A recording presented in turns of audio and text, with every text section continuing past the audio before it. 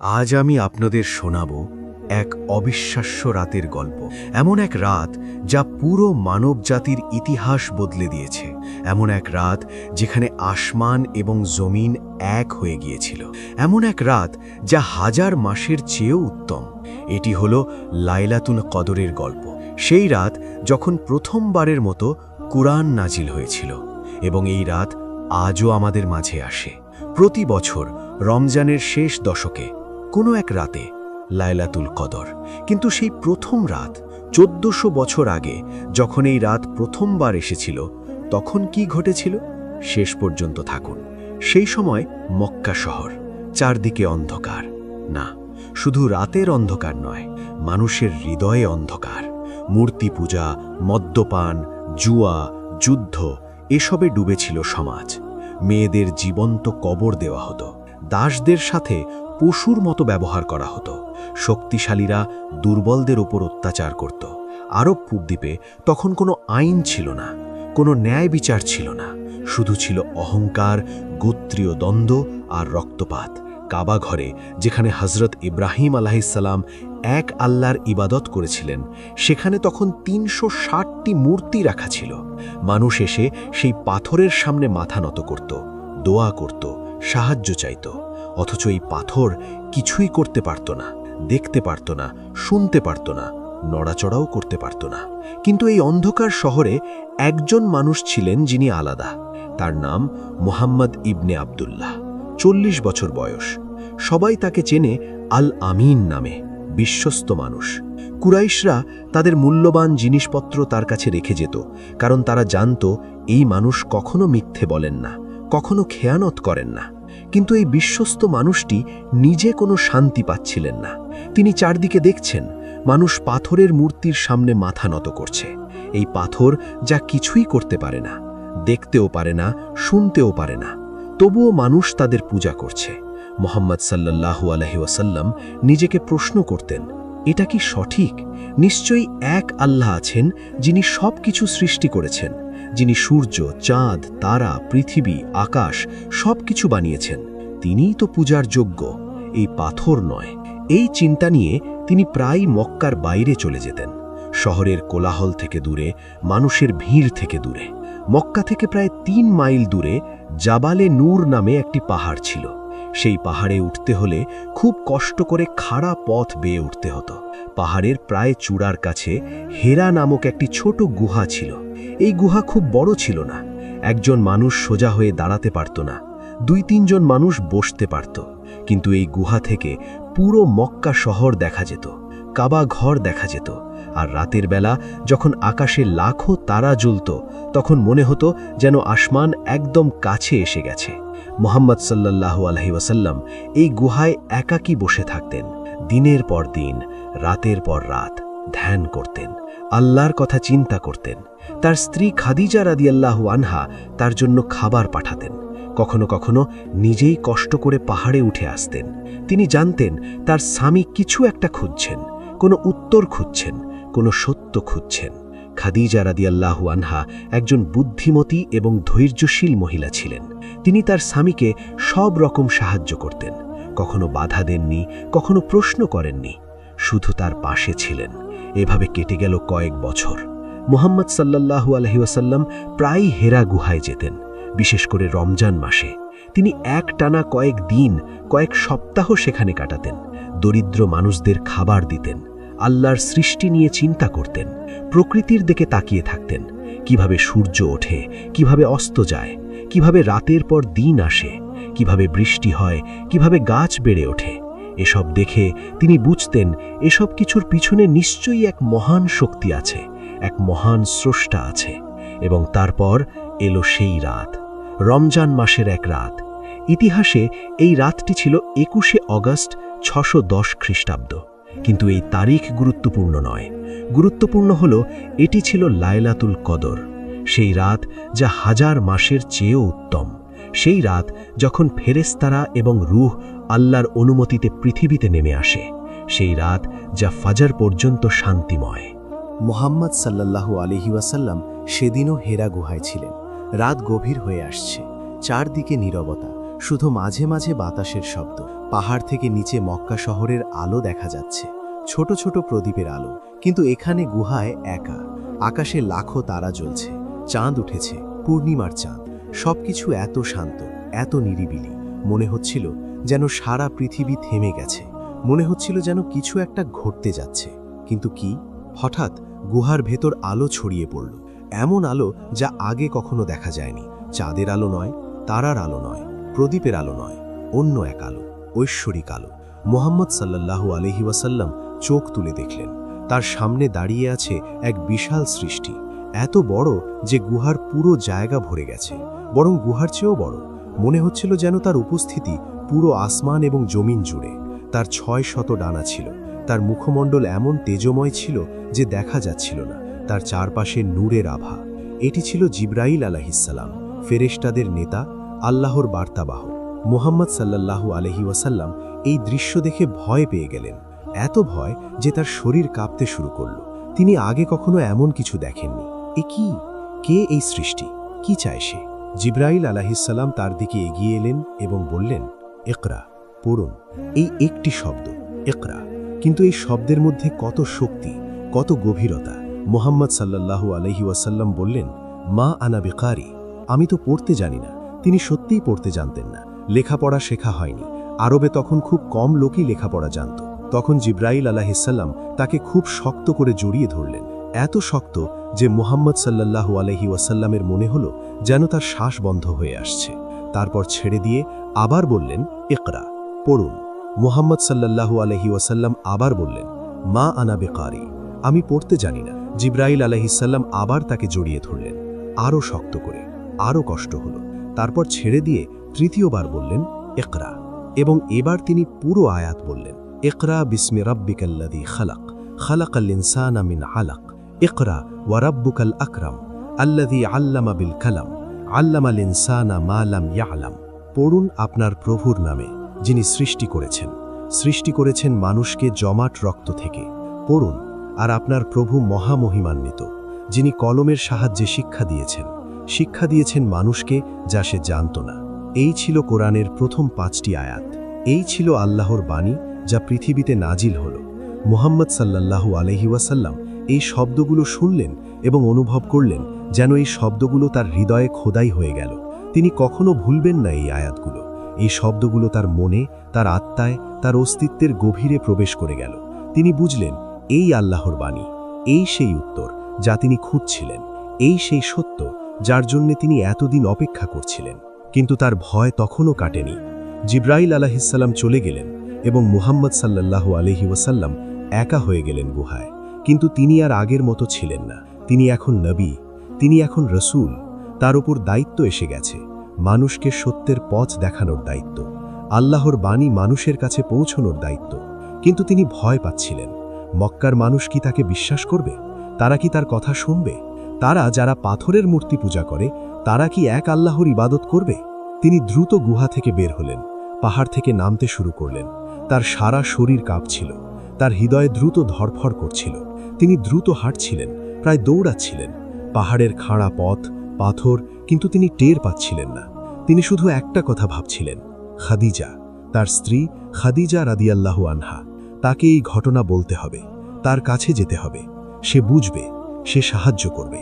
তিনি পাহাড় থেকে নেমে মক্কা শহরে প্রবেশ করলেন। রাস্তায় তখন কেউ নেই, সবাই ঘুমাচ্ছে। তিনি তার ঘরে পৌঁছলেন, দরজা খুলে ভেতরে ঢুকলেন এবং দেখলেন খাদিজা রাদিয়াল্লাহু আনহা তার জন্য অপেক্ষা করছেন। তিনি তাকে দেখে চিন্তিত হয়ে গেলেন। তার স্বামীর অবস্থা দেখে তিনি বুঝলেন কিছু একটা ঘটেছে। মুহাম্মদ সাল্লাল্লাহু আলাইহি ওয়াসাল্লাম বললেন, জাম্মিলুনি, জাম্মিলুনি, আমাকে ঢেকে দাও, আমাকে ঢেকে দাও। খাদিজা রাদিয়াল্লাহু আনহা তাড়াতাড়ি একটা কম্বল নিয়ে এলেন এবং তাকে ঢেকে দিলেন। তিনি তার পাশে বসলেন এবং অপেক্ষা করলেন। কিছুক্ষণ পর যখন মুহাম্মদ সাল্লাল্লাহু আলাইহি ওয়াসাল্লাম একটু শান্ত হলেন, খাদিজা রাদিয়াল্লাহু আনহা জিজ্ঞেস করলেন, কি হয়েছে, কি ঘটেছে গুহায়? মুহাম্মদ সাল্লাল্লাহু আলাইহি ওয়াসাল্লাম তখন পুরো ঘটনা বললেন। জিবরাইল আলাইহিসসালামের আগমন, সেই আলো, সেই ভয়, সেই আয়াত। তিনি বললেন, লাকাদ খাশিতু আলা নাফসি, আমি আমার নিজের জন্য ভয় পাচ্ছি। খাদিজা রাদিয়াল্লাহু আনহা তার স্বামীর দিকে তাকালেন। এই মানুষ যিনি সবসময় সত্যবাদী, যিনি কখনো মিথ্যা বলেননি, যিনি সবাইকে সাহায্য করেন, যিনি দুর্বলদের পাশে দাঁড়ান। তিনি তার স্বামীর হাত ধরলেন এবং বললেন, কাল্লা ওয়াল্লাহি লা ইউখজিকাল্লাহু আবাদা। না, আল্লাহর কসম, আল্লাহ আপনাকে কখনো লাঞ্ছিত করবেন না। এবং তারপর খাদিজা রাদিয়াল্লাহু আনহা বললেন এমন কথা যা ইতিহাসে চিরকাল থাকবে। তিনি বললেন, ইন্নাকা লাতাসিলুর রাহিম ওয়া তাহমিলুল কাল্লা ওয়া তাকসিবুল মাদুম ওয়া তাকরিদুদ দাইফ ওয়া তুইনু আলা নাবাইবিল হক। আপনি আত্মীয়তার সম্পর্ক রক্ষা করেন, অসহায়দের বোঝা বহন করেন, যার কিছু নেই তাকে দেন, দুর্বলদের সাহায্য করেন এবং সত্যের পথে যারা কষ্টে আছে তাদের সাহায্য করেন। এমন একজন মানুষকে আল্লাহ কখনো লাঞ্ছিত করবেন না। খাদিজা রাদিয়াল্লাহু আনহা ছিলেন প্রথম মানুষ যিনি ইসলাম গ্রহণ করলেন। তিনি কোনো প্রশ্ন করলেন না, কোনো সন্দেহ করলেন না। তিনি শুধু তার স্বামীকে বিশ্বাস করলেন এবং আল্লাহকে বিশ্বাস করলেন। তারপর তিনি বললেন, চলুন আমরা আমার চাচাতো ভাই ওয়ারাকা ইবনে নওফলের কাছে যাই।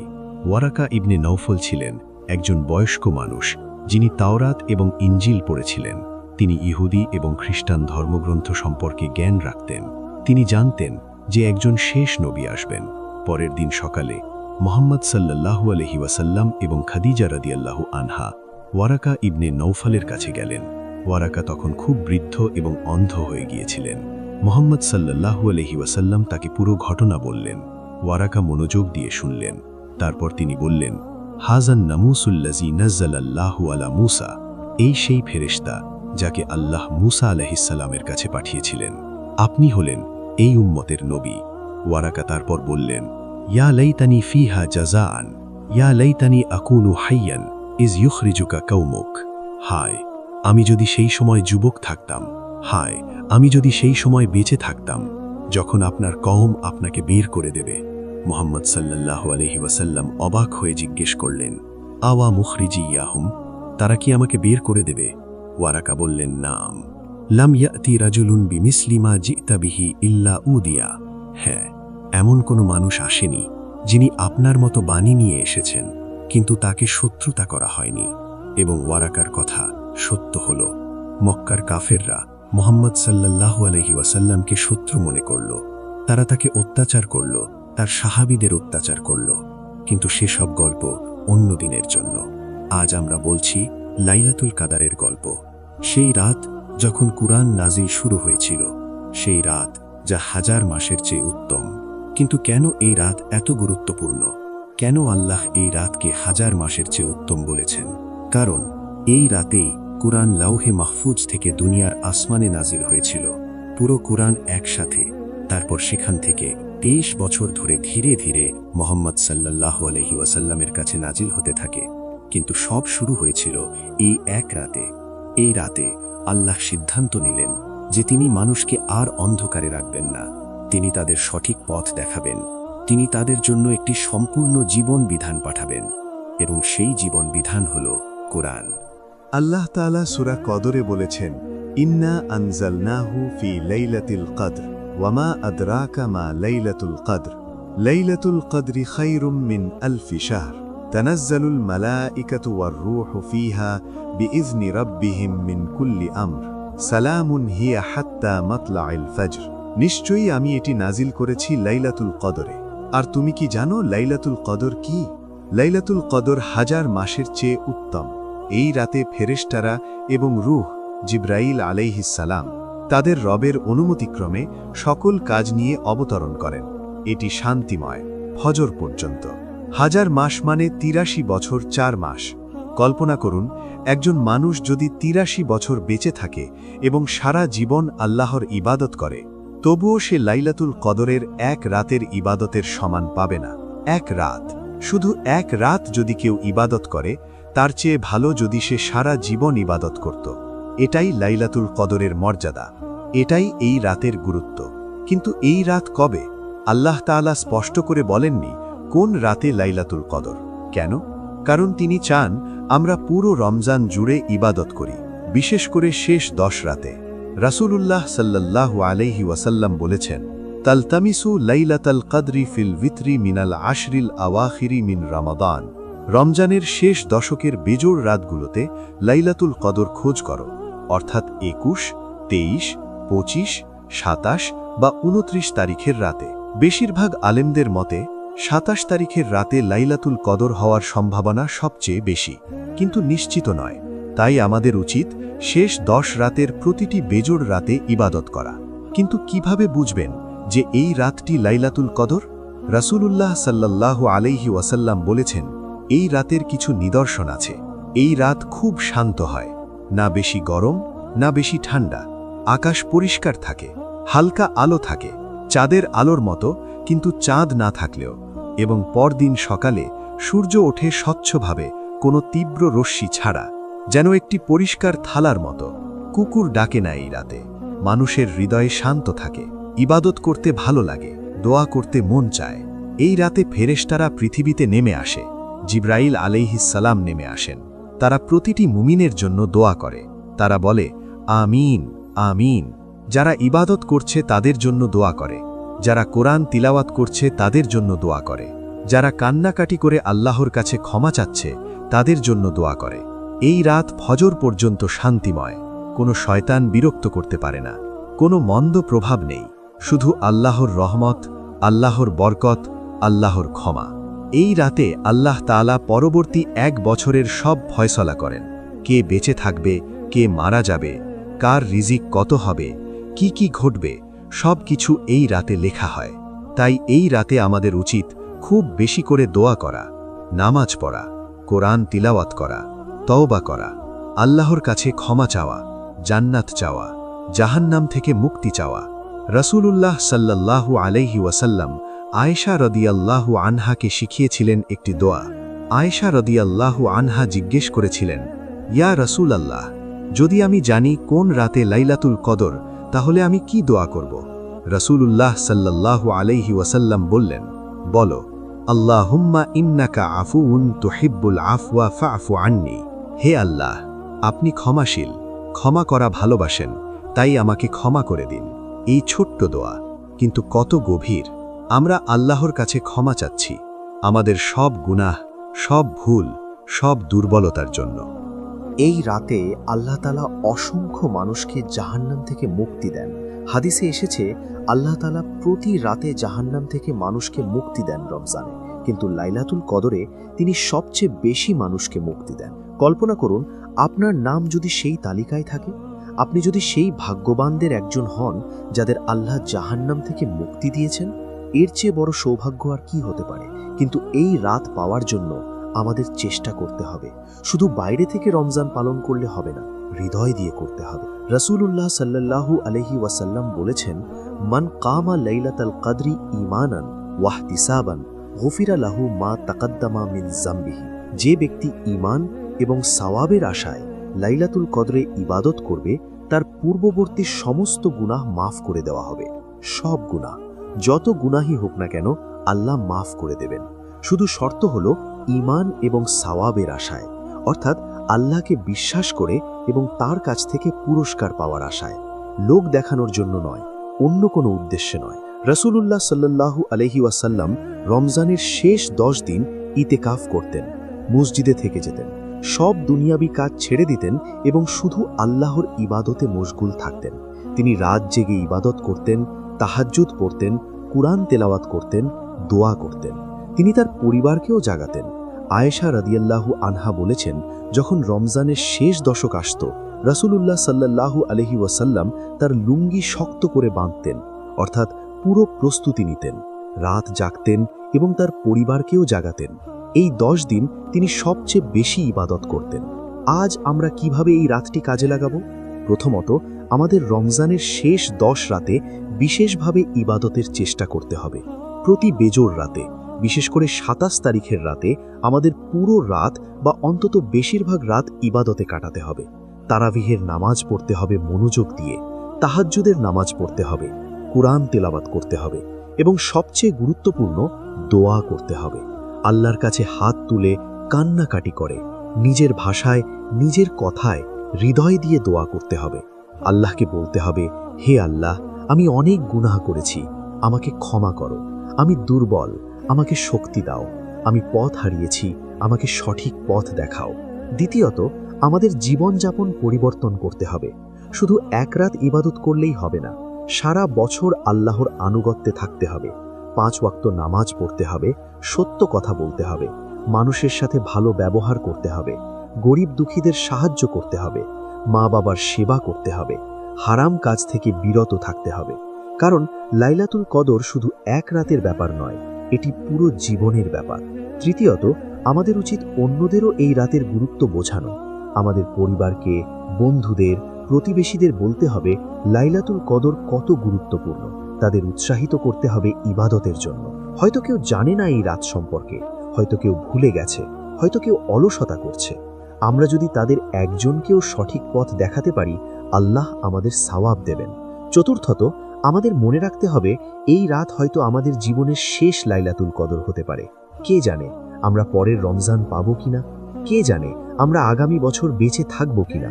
তাই এই রাতটি এমনভাবে কাটাতে হবে যেন এটাই শেষ সুযোগ, আল্লাহর সাথে সম্পর্ক মজবুত করার শেষ সুযোগ, গুনাহ মাফ করানোর শেষ সুযোগ, জান্নাত পাওয়ার শেষ সুযোগ।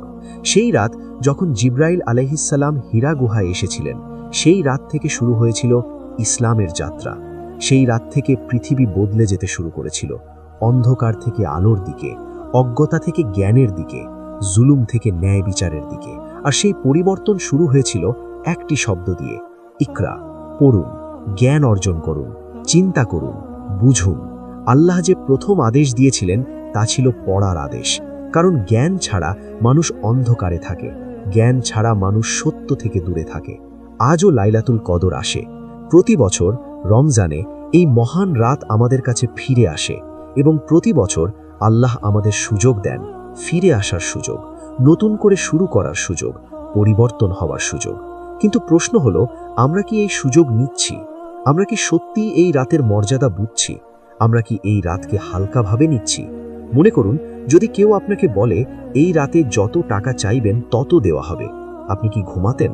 আপনি কি টিভি দেখতেন? আপনি কি মোবাইলে সময় নষ্ট করতেন? না, আপনি পুরো রাত জেগে থাকতেন এবং চাইতেন। কিন্তু লাইলাতুল কদরে আল্লাহ আপনাকে টাকার চেয়েও বেশি মূল্যবান জিনিস দিতে চান। জান্নাত, ক্ষমা, রহমত, বরকত। এগুলো কি টাকার চেয়ে কম মূল্যবান? তাহলে আমরা কেন এই রাত নষ্ট করি?